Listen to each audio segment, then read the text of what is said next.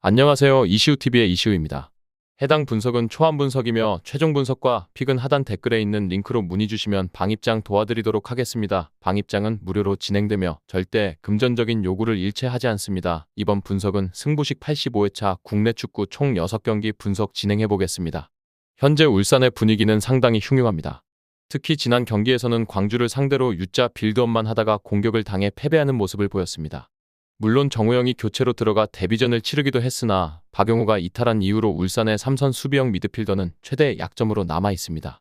반면 서울의 미드필더 역량도 확실하지 않은 편이라 울산이 미드필더 활용에 기댈 여지가 있습니다.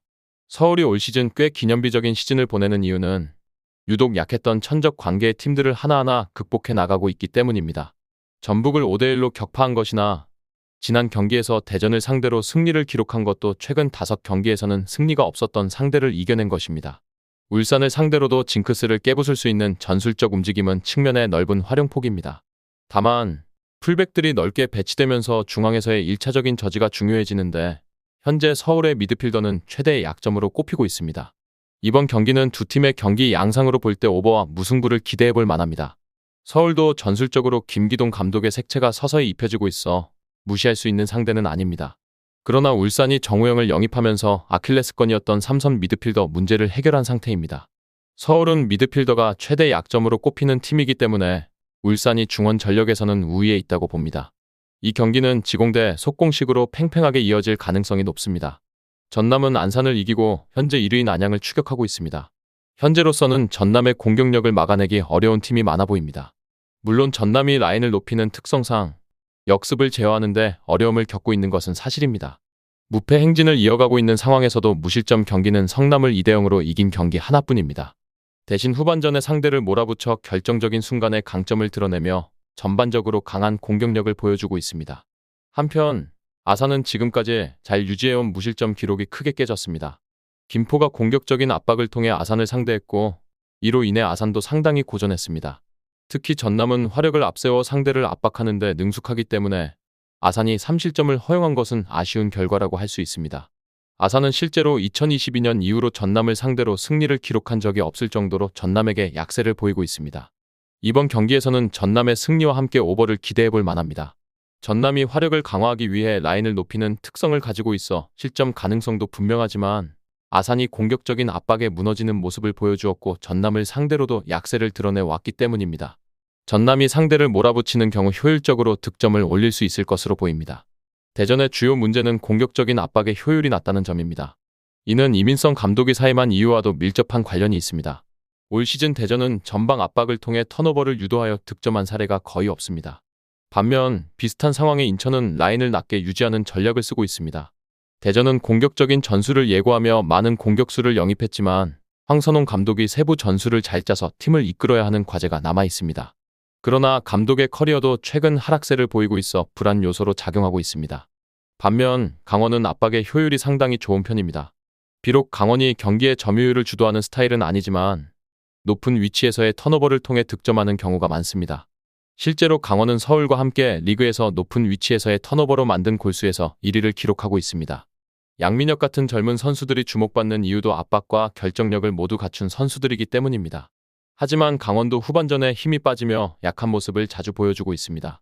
올 시즌 강원은 후반전에 경기 수보다 더 많은 골을 허용하고 있는 상태입니다. 이번 경기는 오버와 강원의 승리를 기대해볼 만합니다. 두 팀 모두 전반적으로 적극적인 압박을 시도하는 경향이 있어 후반전에 힘이 빠지는 상황이 자주 발생할 수 있습니다. 시즌 전반적으로 압박을 득점으로 잘 연결하는 팀은 강원이라고 평가할 수 있습니다. 핸디캡 무승부를 소액으로 가는 것도 하나의 전략이 될 수 있지만 크게 추천하는 선택은 아닙니다. 따라서 대전은 공격적인 압박에서의 효율성이 낮아 어려움을 겪고 있으며 강원은 압박을 통해 득점하는 효율성이 높지만 후반에 힘이 빠지는 약점이 있습니다. 전반적으로 적극적인 압박을 시도하는 두 팀이기 때문에 후반에 체력 저하로 인한 변수도 고려해야 합니다. 하지만 압박을 득점으로 연결하는 능력에서 강원이 우위를 점하고 있기 때문에 강원의 승리를 기대해볼 수 있습니다. 이 외에도 다른 축구 분석과 야구 분석 및 종합 픽이 궁금하시다면 하단 고정 댓글 링크로 문의 주세요. 제주는 주로 활동량과 적극성을 바탕으로 경기를 풀어가는 팀입니다. 실제로 올 시즌 전방에서 기록한 턴오버 수치는 리그에서 가장 많습니다. 하지만 이 공격성이 득점으로 연결되는 경우가 드물다는 점이 문제입니다. 중원의 투박함은 제주의 고질적인 문제로 헤이스가 내려와서 연계 플레이까지 해줘야 하는 부담이 큽니다. 이러한 문제를 반영하듯 올 시즌 전방에서의 턴오버로 기록한 골은 단 한 골에 불과합니다. 반면 포항은 공격적으로 나서는 팀에게 강한 면모를 보입니다. 올 시즌 광주나 강원과 같은 팀을 상대로도 연승을 기록한 바 있습니다. 포항의 스타일은 상대가 공격적으로 압박해올 때 그 틈을 공략하는 방식입니다. 롱패스를 활용해 공간을 찌르며 넓게 공격을 전개하는 전략을 사용합니다. 이는 현대 축구에 매우 적합한 전술로 평가받고 있으며 상대가 공격적인 압박을 가해올 때 특히 효과적입니다. 따라서 포항은 제주의 공격적인 압박을 잘 이용할 수 있을 것으로 보입니다. 제주가 공격적으로 나오는 경우가 많기 때문에 포항은 이를 역이용해 역습을 통해 득점할 가능성이 큽니다. 그러나 포항이 리그에서 압도적인 공격 스탯을 기록하는 팀은 아니기 때문에 이번 경기는 득점이 많이 나오는 오버보다는 득점이 적게 나오는 언더 양상이 더 유력합니다. 핸디캡 배팅은 추천하지 않는 것이 좋습니다. 전반적으로 제주는 많은 활동량과 적극적인 플레이로 상대를 압박하지만 득점으로 연결하는 데 어려움을 겪고 있습니다. 포항은 이러한 제주의 공격성을 이용해 역습을 시도하며 경기를 풀어갈 가능성이 높습니다. 따라서 포항의 승리를 기대해볼 만합니다. 충북 청주는 여전히 수비와 역습을 중심으로 한 플레이를 이어가고 있습니다. 공격 조립 자체가 상당히 높이 위주의 단순한 방식으로 이루어져 있어 다득점을 보장하기는 어렵습니다. 지난 경기에서 상대의 수적 우위를 이용해 2골을 넣은 것은 사실상 그들이 특별한 공격 전술 없이 득점을 올렸음을 보여줍니다. 그러나 수비력에서는 여전히 리그에서 최소 실점을 기록하며 강한 면모를 보이고 있습니다. 안산이 공격적으로 플레이하는 것을 충북 청주가 역습으로 타격할 가능성도 충분히 있습니다. 반면 안산의 경기 내용은 예상보다 좋습니다. 특히 패스와 유기적인 연계를 통해 상대 골문을 노리는 플레이는 현장에서 긍정적인 평가를 받고 있습니다. 하지만 외국인 공격수의 부재와 토종 공격수인 김범수의 부진으로 인해 안산은 경기 내용에 비해 결과를 내지 못하는 경우가 많습니다. 임관식 감독은 공격적인 플레이 스타일을 고수하고 있지만 결정력 부족으로 인해 결과를 내는데 어려움을 겪고 있습니다. 충북 청주는 한 골 차이의 승리를 기대할 수 있으며 경기 양상은 언더로 전개될 가능성이 큽니다. 안산은 공격적인 스타일을 버리지 않을 것입니다.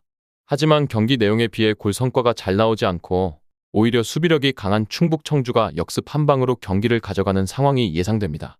다만 충북 청주의 핸디캡 승리를 기대하기는 어렵습니다. 그들의 공격력도 단순한 편이기 때문에 경기는 근소한 차이로 충북 청주가 승리하는 방향으로 흘러갈 가능성이 높습니다. 천안은 기본적으로 자신들이 공을 잡고 경기를 컨트롤하는 전략을 구사합니다. 하지만 이 과정에서 수비에서의 문제가 두드러지는 경우가 많습니다. 특히 패스가 짧게 이어지거나 경합 상황에서 밀려서 위기를 자초하는 일이 빈번합니다. 천안은 홈 경기에서 상대가 적극적으로 수비에 나서는 경우 오히려 경기력이 떨어지는 경향을 보이며 이번 시즌 홈 경기에서는 아직 승리를 거두지 못했습니다.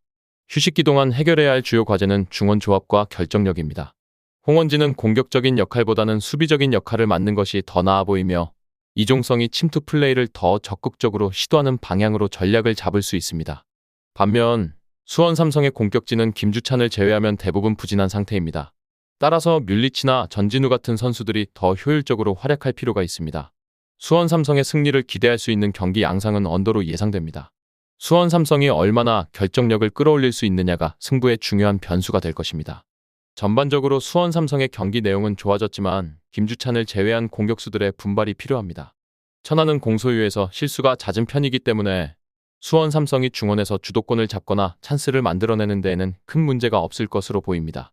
천안은 공을 잡고 경기를 주도하려는 계획을 가지고 있지만 수비에서 자주 문제가 발생합니다. 패스 미스나 경합에서 밀리는 상황이 많고 특히 홈 경기에서 상대가 적극적으로 나오면 경기력이 떨어집니다. 이번 시즌 홈에서는 아직 승리가 없습니다.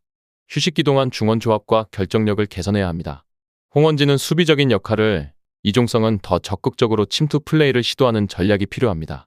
수원 삼성은 김주찬 외에 공격진이 부진하지만 중원에서 주도권을 잡고 찬스를 만드는 데에는 천안의 실수를 이용할 수 있을 것입니다. 이 경기에서는 수원 삼성의 언더 양상 승리가 기대됩니다. 끝으로 정확한 배당 변동에 따른 실시간 추적과 최종 예측은 배팅 마감 직전까지 이루어져야 합니다. 위 부분을 참고하는 배팅이 아닌 더 근시적인 결과는 배당률 흐름의 변화 및 경기 시작 전 결장자 정보에 따라 변동될 수 있습니다. 함께 배팅으로 더 효율적인 승률을 만들고자 만들어낸 채널입니다. 모든 경기를 영상에 담아내기엔 한계가 있습니다. 이 외 다른 경기들의 정보와 결과 예측 및 더 많은 도움이 필요하시다면 분석방으로 언제든지 연락주세요. 최선을 다해 보이겠습니다.